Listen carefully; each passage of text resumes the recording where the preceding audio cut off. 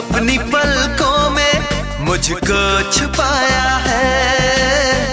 एक चेहरे ने मेरा चैन चुराया है।